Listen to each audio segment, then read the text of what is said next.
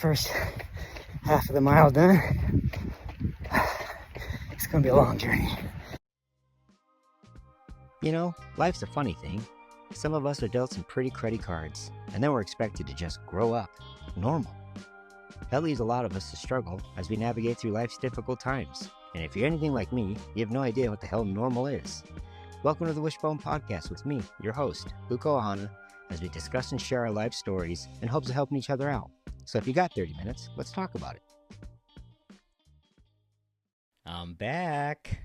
I know it's been a long time, and sorry for the long wait, but there's been some updates in my life and some things that have happened that I needed to take a break.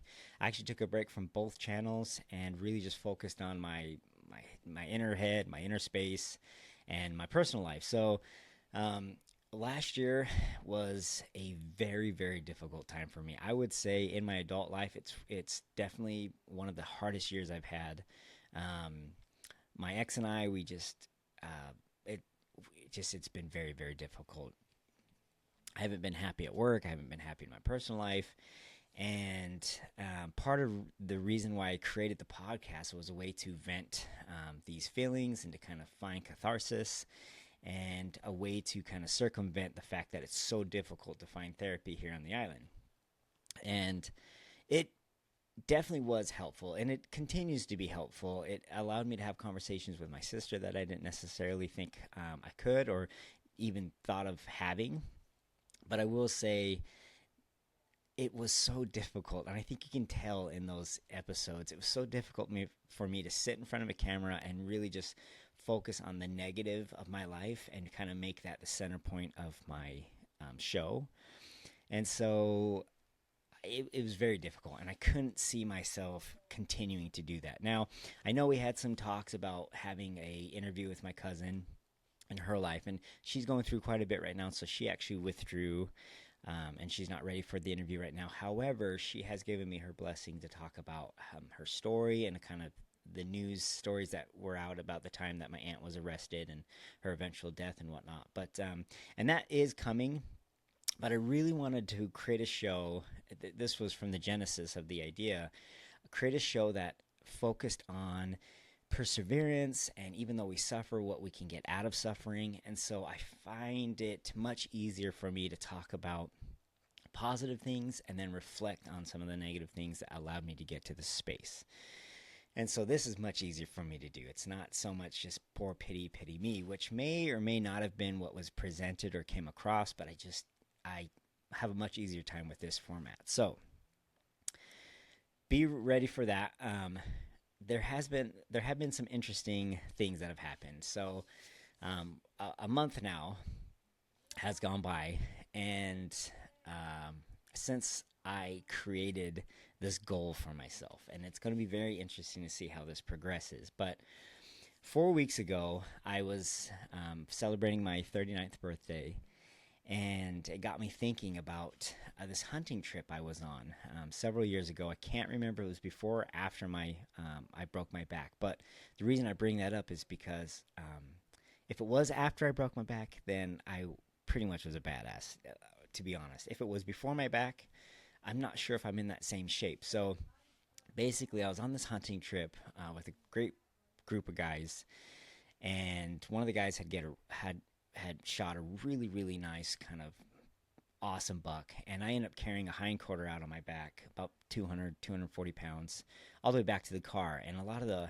older guys were like, you know what, young blood, just wait till you're our age, then you're not going to be able to do this. And I find myself thinking about next year being 40, and I'll be their age, and I am not in that shape. I'm not in the shape that I want to be. I'm not physically or mentally in the shape that I want to be. This past year has been really, really a heavy year, for sure. I mean, at work, it's been dismal. My personal life, as far as, some financial battles and whatnot, has been dismal. The ex and I are just kind of basically in court all the time, and it's just been very, very difficult. And my boys are starting to get to the teenage years, and it's very difficult for me to kind of navigate this space because they go from these people that want to be in your life every second of the day to like one word answers. And I don't know how to navigate this space. And I'm trying. We do talk, and I do take them out, and we have talks, and they reassure me that they're just teenagers and there's nothing really going on. They don't hate me like my inner dialogue is screaming at me that that's the case. So that part is going pretty well. But anyway, I knew I needed something, a midlife crisis, if you want to call it, but I needed something to kind of reset my whole mindset. I found myself, focusing more on the negative, kind of holding on to the anger. It wasn't the perspective that I have loved, that it wasn't the perspective that I've always had in my life, where you look at the positive and you think, I'm happy to be here. We're going to make it.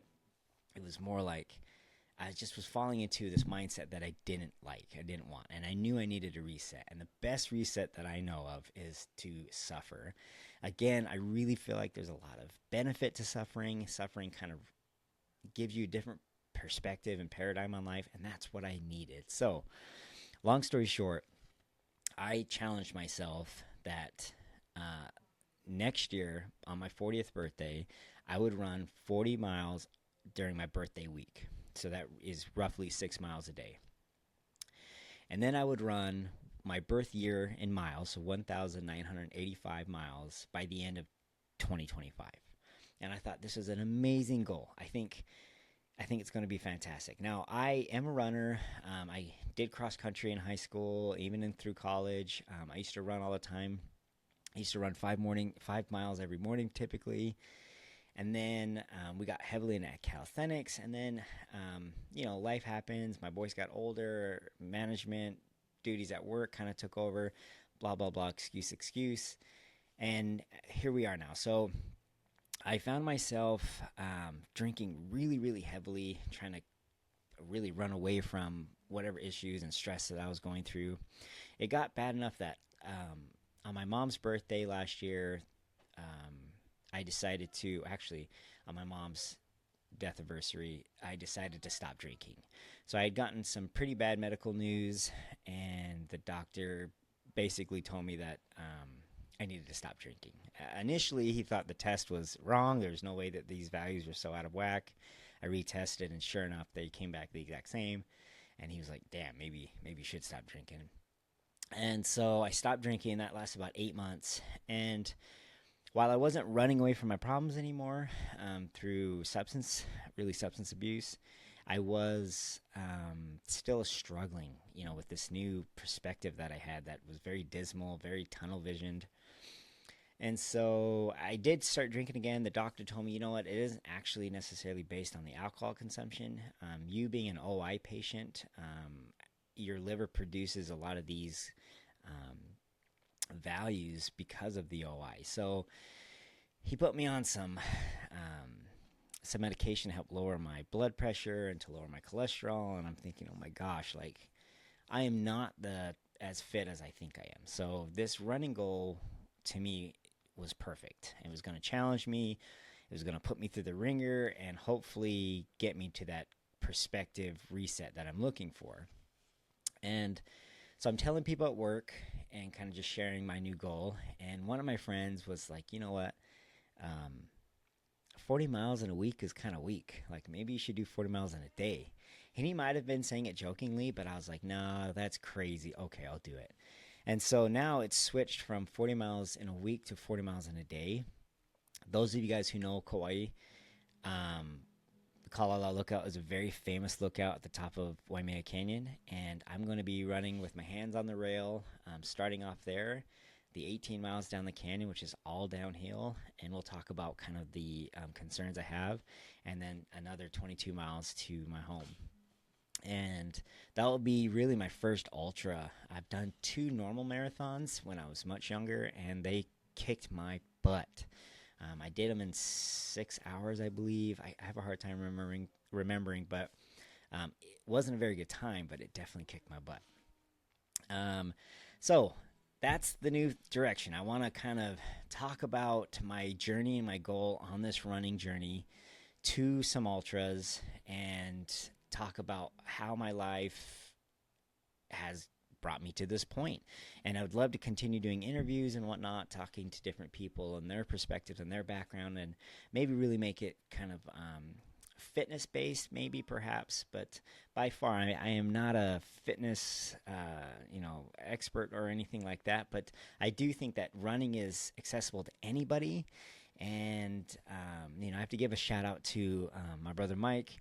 He showed me a YouTuber that took him, this YouTuber took about 12 years to run a sub 3 hour marathon, which to me is just mind boggling.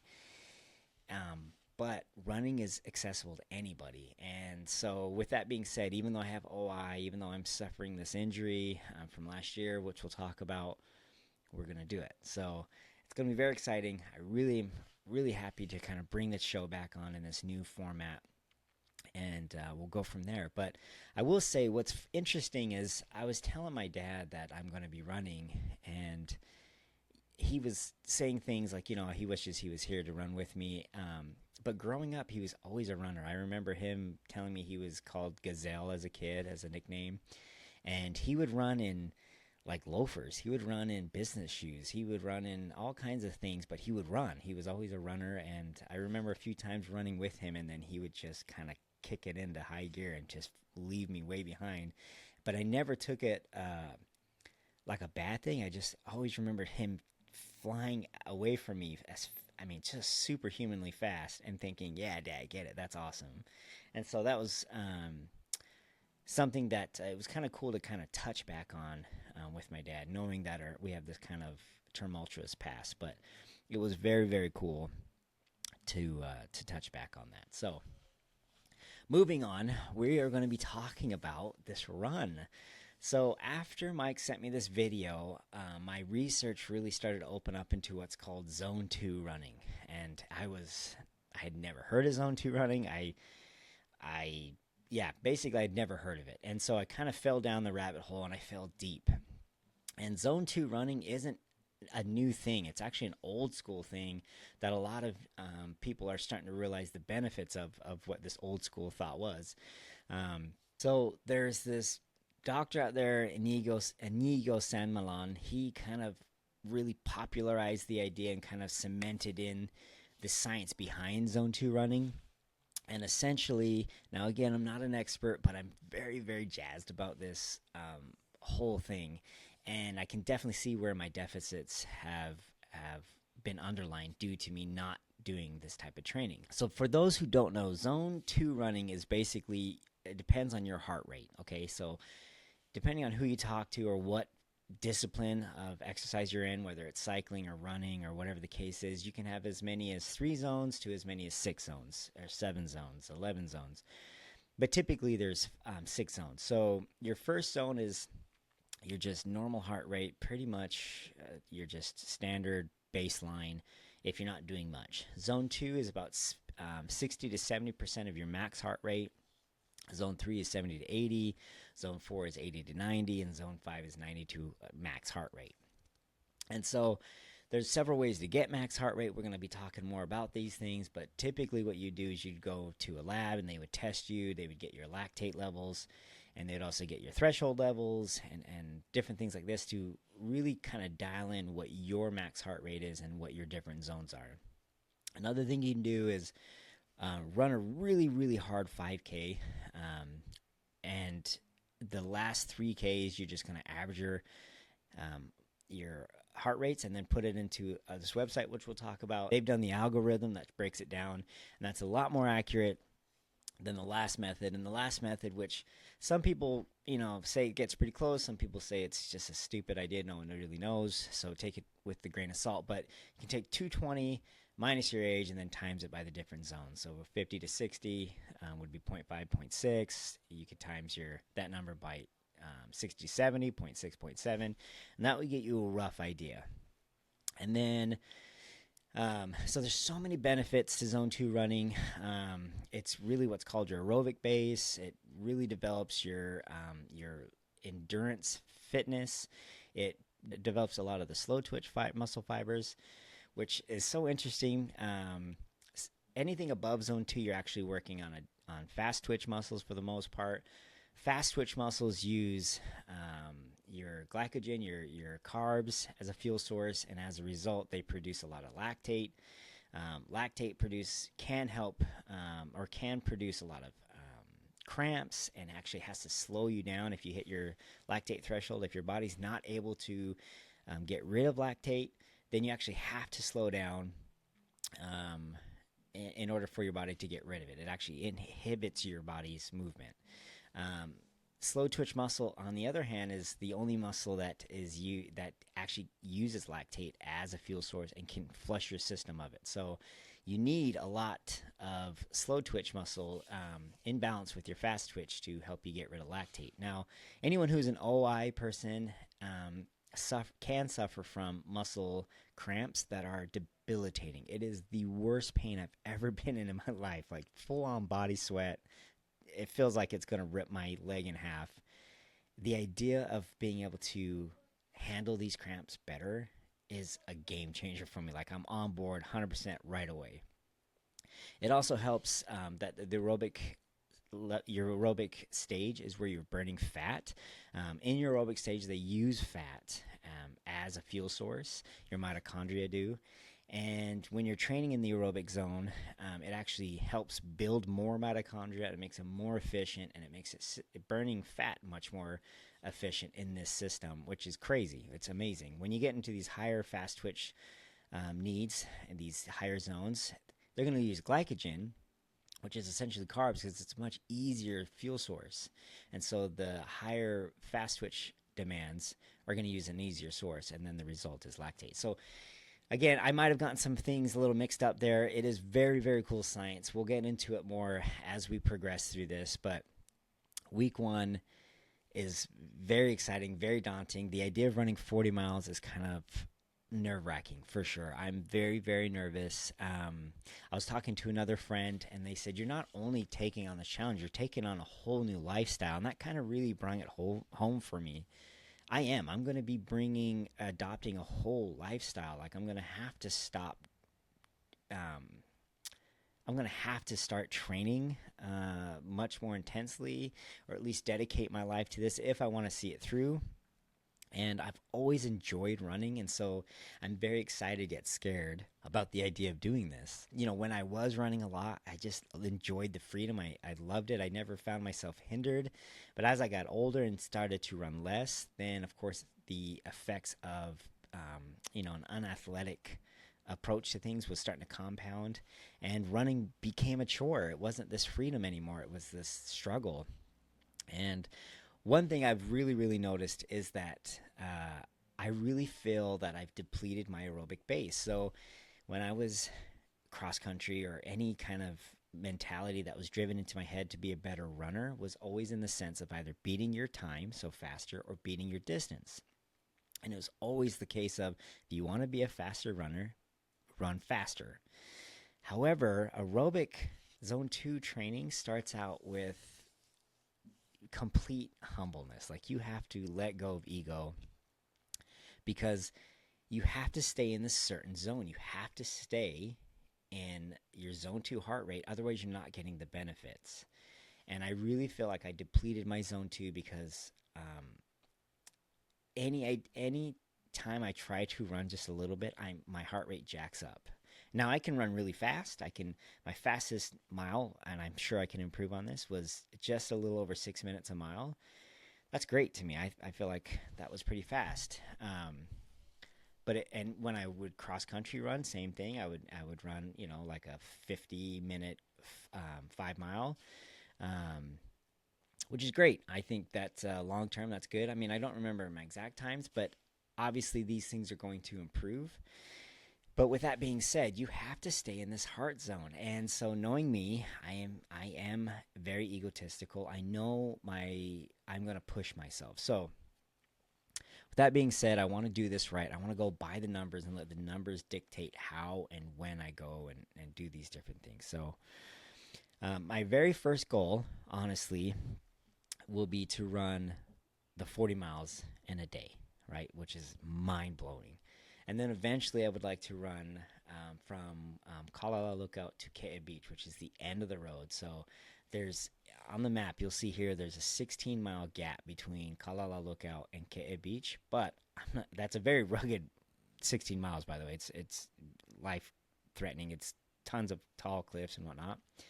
I want to run the 79 miles the other way around. So Kauai is not very big, and I want to run from Kaua'i Lookout all the way to Kaua'i Beach, which is 79 miles. So that's my next goal. And then I want to do a 100-mile ultra, and eventually maybe even a sub 3-hour marathon. I don't know how plausible that is, but it's nice that I can set goals. It's nice that in this kind of